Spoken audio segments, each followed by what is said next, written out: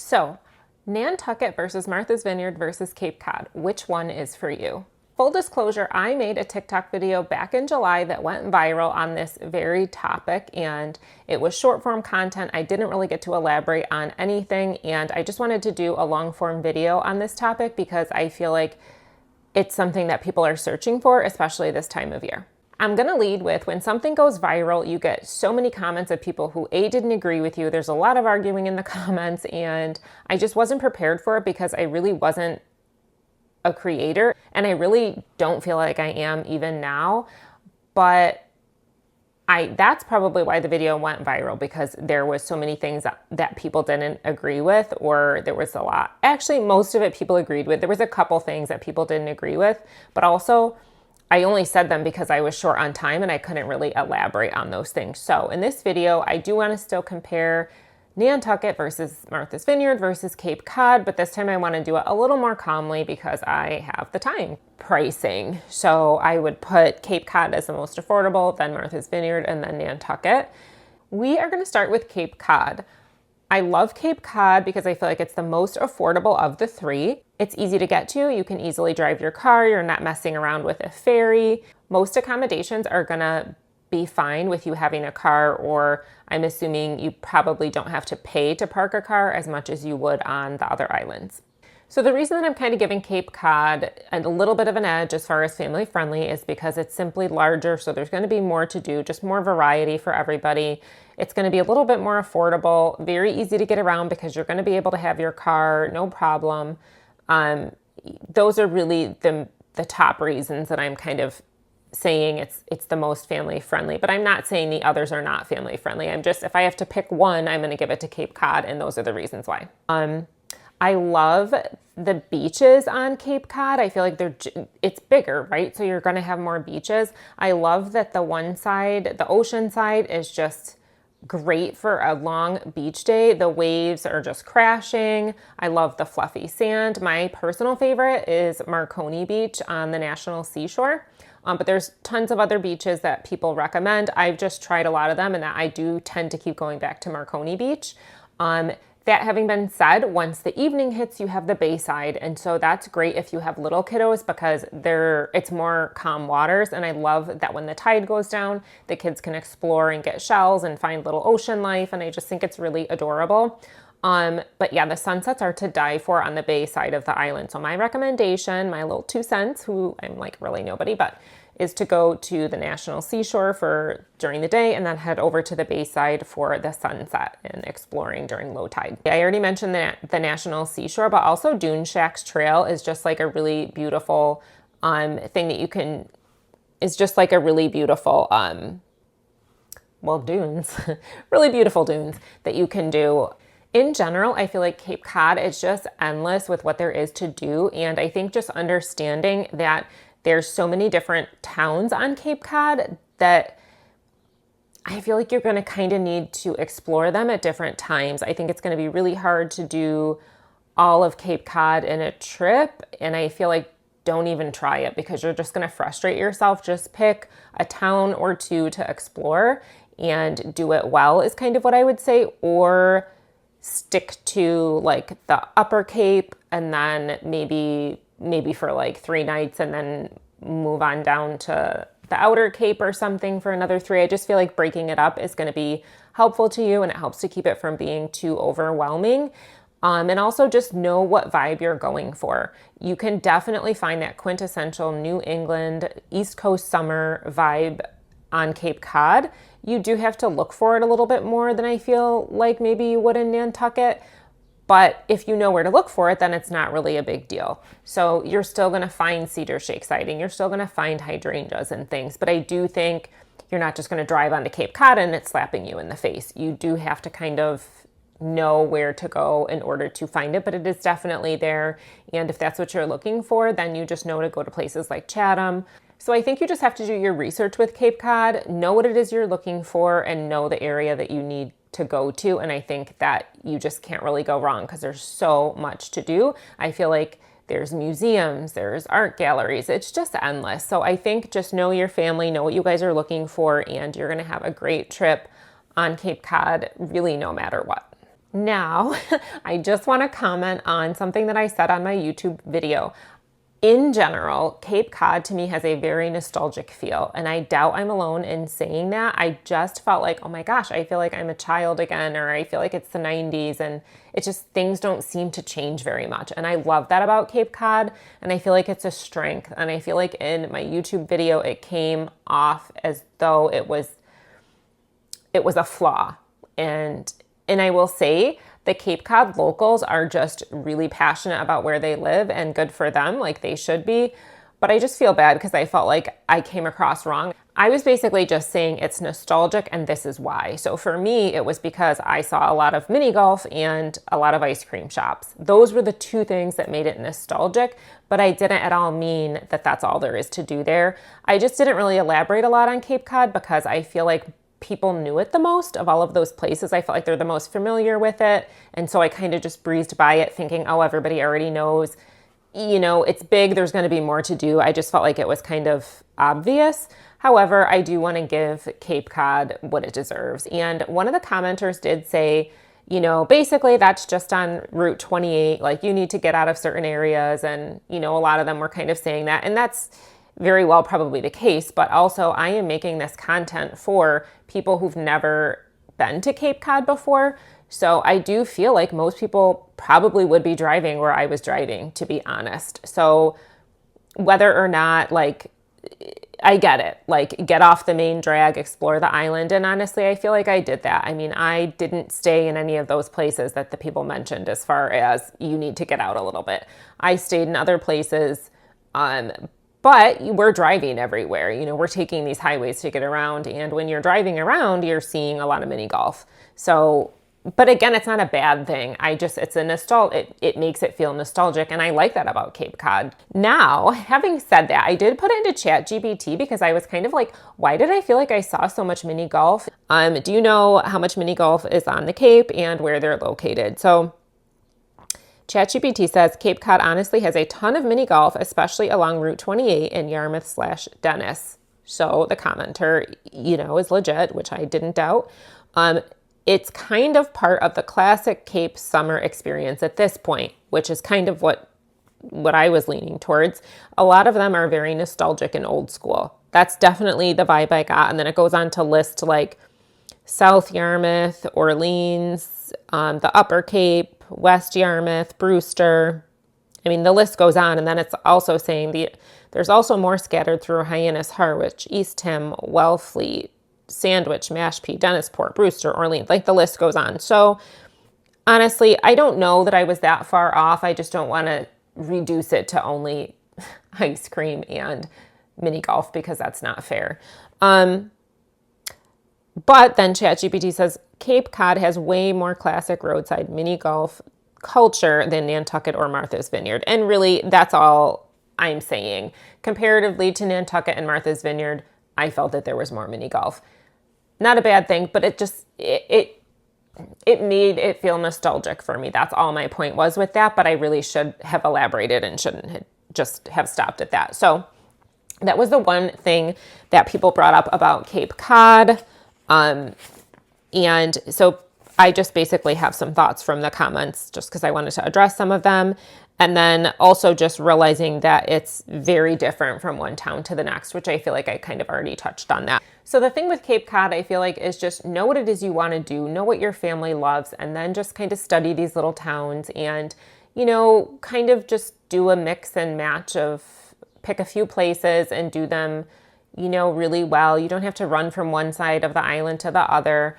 But, Provincetown is definitely the one that everybody talks about the most.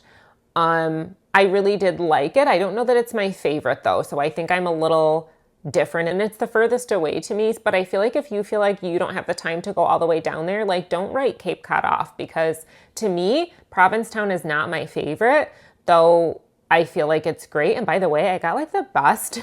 I'm not somebody who wanders out and gets drinks all the time, but I went to Northeast and I got the best cocktail of my life. It's called the Tweety Bird, and I literally cannot wait to get back there just to get it again. And as a side point, the foam lasted all the way down to the bottom of the glass. Not to mention I loved the plates and I kind of wanted to take them home. Provincetown is where everybody goes. There's so much information on it. I'm going to let those who absolutely love Provincetown tell you more about it than I'm going to. But I like Falmouth a lot. I feel like Falmouth is really underrated. I love that it's kind of got like this. I almost feel like I'm in parts of France a little bit there. That's just like the vibe that I get. And I love that there's the bike trail there, the Shining Seaway bike trail, I think. But yeah, I think Falmouth is a bit underrated. Like, I feel like just don't write any of them off and don't listen to what everybody else says, because we all like something that's different. Like, just kind of explore them one by one and realize that you can go back. Like, you don't have to do everything all at once. And Cape Cod, there's a reason that people keep going back, because you can't do it all at once and it's all worthy of being done, I guess. Now we're going to move on to Nantucket. So we're going from the largest to the smallest of the islands. Nantucket to me is just what you thought it was going to be. I feel like if you have this idea in your mind, kind of like preppy, prim and proper, everything is just so, I found it really to kind of be that way. And I don't mean that in a bad way, but it was just what I thought it was going to be. And I love when places are just what I thought they were going to be. I'm just like that type of person that's like, I don't know how thrown off guard I really want to be, and it just delivered what I thought it would. I love cedar shake sighting and I love hydrangeas, which is probably why I'm obsessed with New England. Like, I'm not kidding. I'm like literally obsessed. Coastal New England specifically, because I love the ocean. But what I love about Nantucket is you don't have to look for it. Like, it's just there. And I love that about it. Like, I don't have to try to find it. You can find cedar shake sighting. You can find hydrangeas. You can find New England charm at all three of these islands. But if you don't want to look for it and you just want it to be there, then that's Nantucket to me. I love that you plop off the ferry and you're just like in the heart of it all. You have all of the shops. Old North Wharf, I think, is like this really adorable street, not to be skipped, by the way. It's just beautiful. What I love about Nantucket is you really don't need a car and you really can do it in a day. And I don't feel like you're missing anything major. You're not going to get everything done, no, but I just feel like you're not going to miss the vibe of the place by doing it in one day.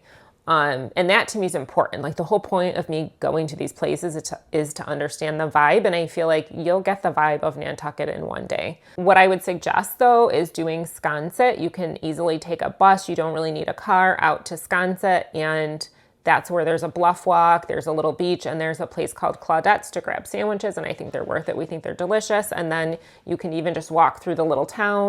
So I suggest getting off of the ferry. I wouldn't kill yourself to go through the shops, because you're going to have to end there and get back on the ferry. I kind of grazed the surface of the shops to kind of see if there was like, I knew that we wanted like Nantucket sweatshirts or something along those lines. So I kind of had a few picked out, and then I thought, well, then I'll look through all the other stores when we get back and we'll make a decision. And that worked out really well, but we didn't waste a ton of time shopping in the beginning and get caught up in it, because I really wanted to get to Sconset, and that bluff walk is like not to be missed. So we just headed, we skimmed the surface of a few like sweatshirty shops, and then we went over to Handlebar Cafe and got a drink, and then right across the street is where you can hop on the bus, and it's very affordable.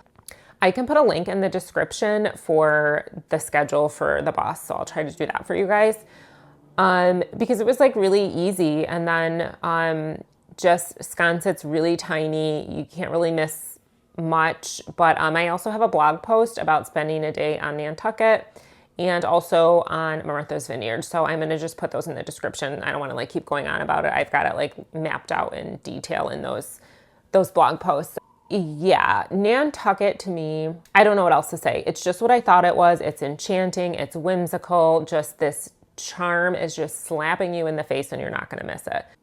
I will say, so I'm going to do the notes that I have from the comments. I kind of let on that it really isn't kid-friendly, and that I really recommend it more or less for like a romantic getaway or something along those lines. And I still kind of stand by the fact that I recommend it for a romantic getaway or a girls trip for sure.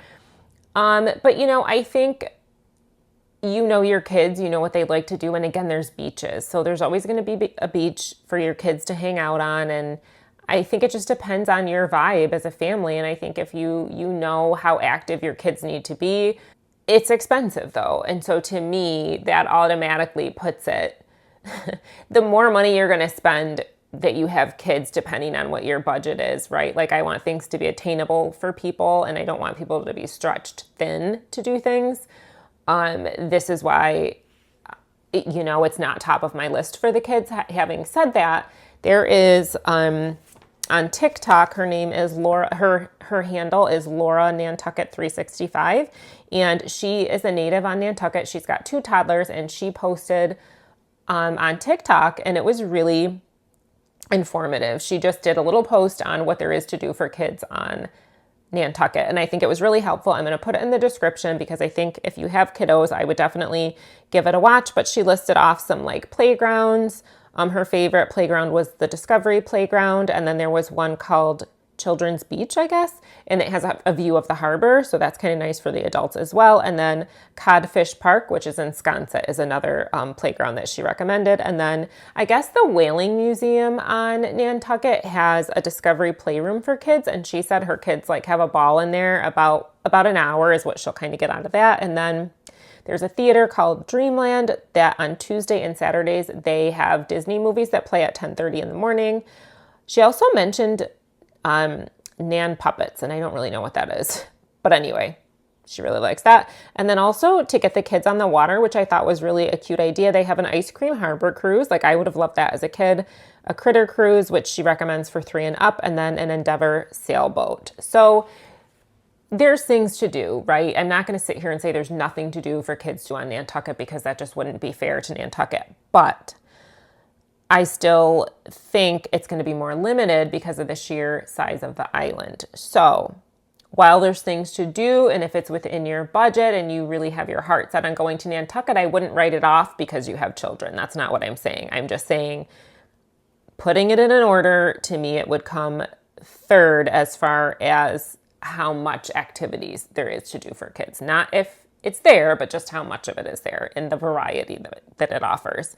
Again, a week, I mean, a kid will be fine on the beach every day for a week. I mean, this isn't like life or death. I mean, you can make anything work, but there was really nothing else I wanted to address from the comments about Nantucket. I just love Nantucket. And for me personally, I'm kind of to the point where I've went to Nantucket now for numerous day trips, but now I'm kind of like wanting to spend a little bit more time on Nantucket because I'm kind of interested to see if I would get a different vibe from it just by being there longer. I know I definitely want to do some thrifting. Like I've seen a lot of thrift stores that people like there that are actually affordable because the shopping to me is a bit on the pricey side.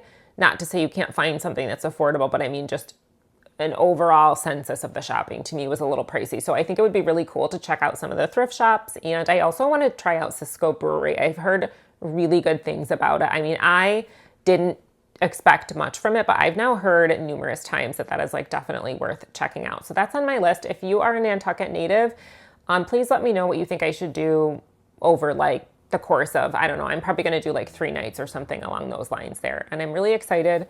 I want to try Crew. I never went to the Lemon Press because it's always busy. So there's just like a few of those really busy places that I feel like I'll be able to check out a lot easier if I'm there after the ferries leave. I feel like it's a lot of tourists there. I felt like I was shoulder to shoulder with tourists and I didn't really get to see the locals. And I really am kind of curious because some of these locals that are now popping up on my TikTok feeds and Instagram feeds and things like that, like they seem like really cool and not what you would think. So I know it's preppy. People, well, I don't know it's preppy, but like I know that people, it's a little more uppity of a vibe, and I feel like a lot of times that's tourists. So I'm interested to kind of visit Nantucket and be there when the ferries go. Because yes, it might just be people that are there for the summer and they don't live there all year. But I still think you'd brush shoulders with people that are there all the time a little bit more. And I'm interested to just kind of see how the natives are on Nantucket and kind of just get their vibe a little bit and see if my opinion about Nantucket would change. But I definitely love Nantucket, and I love that like storybook-esque, if that's a word, feel to it. It's just whimsical and it feels like a fairy tale. And I love that about Nantucket. Martha's Vineyard. So Martha's Vineyard to me just threw me for a loop. I don't know what else to say. Like, Martha's Vineyard's not what I expected. It's just not. Like, I expected a Nantucket, but on a larger scale, and that is like not what I got. I don't know. All of these places, really, I always kind of felt like I would never get there. I just felt like it was not for people like me. You know, like I don't know. It's just, there was like a type of person I felt like that always went to these places. And I just feel like I had it pegged wrong. I had the locals pegged wrong. The people that go there pegged wrong. Like, I just had this idea in my head of who goes to any of these places. And I just feel like thanks to COVID, it just went out the window because I just needed to get somewhere that I didn't have to fly to. And I'm glad that's one positive that came out of COVID is I kind of discovered this coastal New England area. And, you know, like, I'm to the point now where I'm like sick of thinking like I don't deserve to go somewhere or I'm not good enough to go somewhere, because that's not really the case. And nobody in these places is thinking that. That's just like, it was a me thing that I had to get over. And I'm glad I did because I love these places. But anyway, Martha's Vineyard is just typical of that feeling that I had. It just wasn't what I thought, but it was better, I would say. Again, though, Martha's Vineyard is a little bit bigger, you know, than Nantucket. And so it has like little pockets, little towns, and they all kind of differ. So to say it has this one vibe to Martha's Vineyard is just not going to be legit. But what I will give it as a whole is it's just got like a different, there's definitely a vibe to Martha's Vineyard. So it's hard to say, but once you get out of like Oak Bluffs and Edgartown, and like if you're there, like we were there for 3 nights, I realized like how strong the locals' presence is there. And they're really kind and they're wanting to share the island with you and they're telling you where to go. And I don't know, I just found it like, I felt like the locals and the tourists were all kind of meshing together. I felt like it didn't matter your social status, your ethnicity, like everybody kind of like melted together. And I just thought that was really cool. And I feel like it was like a little hippy dippy, and I just didn't expect that. I did not at all expect that. Especially the locals, like just crazy. It was really cool. Also, I feel like I very much plan my trips. Like, I know where I'm eating. I just have an itinerary. My husband doesn't even know what it is. He's just like great with maps, and he gets up and he's like, okay, great. What are we doing today? The thing with Martha's Vineyard though, is just, I got there and it just like was out the window. Like, I just felt like my plan was all of a sudden out the window, and I just wanted to like roll with the punches. And that's like a special place that can get me to do that, because that's just not who I am. But like, I really just wanted to just do what I felt like doing there and not what I had planned, if that makes any sense. And I think it's just the sheer vibe of the island. Like, it really does like kind of affect you a little bit, I would say. And I'm going to give it like that middle ground for things for kids to do. And again, because it's like the middle-sized island, and I feel like that really makes a difference. I feel like money-wise, it's kind of in the middle of the two. But you know, you get off the ferry in Oak Bluffs, you've got a carousel there, you've got State Beach there, which is like very calm waters, which is great if your kids are little. There's the little gingerbread cottages that are cute. Now, people have that on lists for kids. I mean, I don't know. I think after a while as a kid, I might not have been that impressed with the gingerbread cottages, but I've seen a few. I've seen them all. To lug a kid through the whole thing, I don't know. I don't have kids, so maybe they would love it the whole way through. But I guess there's like an alpaca farm, and there's some outdoorsy things for kids to do there. Again, I always stand by beaches, and I think if you have preteens and teens, I think Martha's Vineyard would be great, because I feel like once your kids get to a certain age, it's nice. The bus system is free. At least I think the summer months it's free, which is nice. So having a car would be great if you're staying for a length of time. And I definitely feel like if you're staying for a few days, renting a car on Martha's Vineyard for at least one day is going to be worth it, because it is so big that I encourage you to get to Menemsha, to get to Aquina, to get to some of these other places, because it's just a different vibe. And I think you'll really love it. But I think it can be done without a car if necessary, because also it costs a lot of money to park your car there, and it costs a lot of money to bring the car. And I just don't, for us, it just wasn't worth it to park our car and just pay them all that money and plus to bring it just, and then I think it's very crowded. And so for the locals, it's just a pain in the neck for all of us to lug over there with our car. There's already not a lot of room. I just think out of respect for the locals, if you can take the bus, get around on bus, and then just rent a car as needed if you're wanting to venture out a little bit more, because it's very easy to get around on that bus and it goes all over the island. So that's my kind of take on Martha's Vineyard. It just kind of felt like when I left, I wasn't done with it. I don't know what else to say. Like, I can't wait to go back there. There's a few things that I didn't get to do that I really kind of still want to do. And I kind of just want to like hang out there. Like, Martha's Vineyard just makes you kind of want to like hang out. I feel like it's like the cool uncle with no kids who's like flying by the seat of his pants, you know?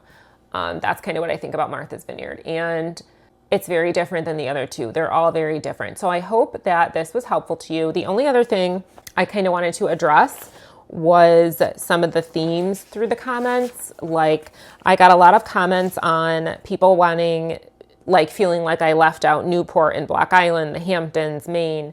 So I chose these three because I feel like they're right close together. And I feel like when people go on a trip to Cape Cod, they're often deciding, are we going to go to Martha's Vineyard for the day or are we going to go to Nantucket? So if I had to answer that question, I would say one day only, I would go to Nantucket just because I feel like you're going to get the vibe and you're not going to miss a whole ton on Nantucket. You can get a lot done in a day because it's smaller and it's easier to do. Martha's Vineyard, you certainly can do it in a day. As I said, I have a blog post. I'm going to put it in the description for you to check out about what to do on Martha's Vineyard for a day. But what I'm saying about Martha's Vineyard is I just don't think you're doing it justice doing it in a day. But it can be done.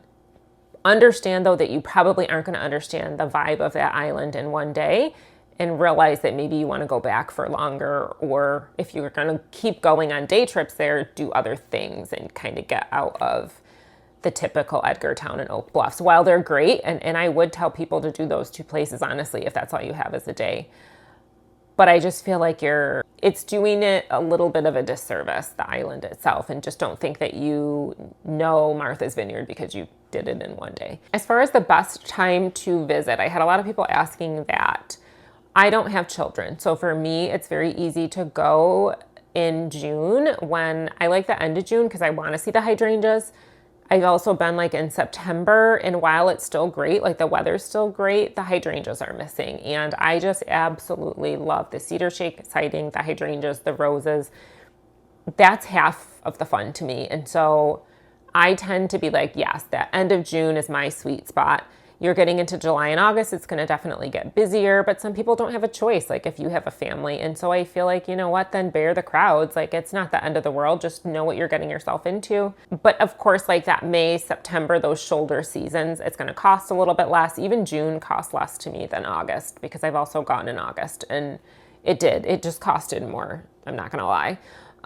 So I do love June because it's a little less money. May, even, you're probably getting some bloom, spring flowers and things like that. I'm sure it's beautiful and it gets warm enough to be outside and near the water. So, and honestly, I don't think you can go wrong because I think they all have something to offer during the off seasons, but you just have to kind of check and know what you want to do and know that certain things might be closed. Okay, so I'm going to wrap it up. If you want that classic New England aesthetic without actually having to try, just whimsical, hitting you in the face, adorable, I would go to Nantucket. If you're looking for like a coastal feel, but like it's kind of cool, casual, not rushed, really laid back, then I would say Martha's Vineyard. And if you are looking for kind of like a nostalgic feel, then I would suggest Cape Cod. Again, I feel like you're going to find something for the kids to do everywhere. Just realize that the bigger the island, obviously, the more that there is going to be to do. That's just a given, and I feel like most parents would be able to figure that out. So please comment below if you are a local, because I do frequently visit these places, and I'm always looking for recommendations for restaurants, beaches, just anything that you think should not be missed. And also, it helps in the comments. So you don't necessarily have to agree with me. That's not what I'm looking for. I just like this to be a place that people can use to plan their trips. The whole reason I ever made this video was because I made something I could not find. And I just felt like I could find vlog after vlog after vlog about all of these places, but nobody was really telling me anything. And I am somebody who is not local. And I feel like, well, my first impression of these places is probably going to be similar to somebody else's first impression. I'm not claiming to know everything. I'm not trying to take the place of a local or act like I have all of this knowledge about the place, because I simply don't. But when somebody travels somewhere for the first time and leaves, they're probably going to have a very similar impression to somebody else who is traveling. So that's kind of why I thought it would be helpful to some people. I'm not looking to be an expert. I'm just looking to help those who are planning trips. The only thing is just I ask for people to be respectful of other people and respectful of me, because it is not necessarily easy to make these videos and put them out. I just love traveling, and I find these videos really, really helpful when I'm planning my trips, and I just want to help other people. So I appreciate it if you watched this far, and thanks so much. I'll see you next time. You can come in, Kev. Cut. Yeah. All right, now sit down, and I'm going to try to be done by 8 o'clock. Oh, I feel like my feet are asleep.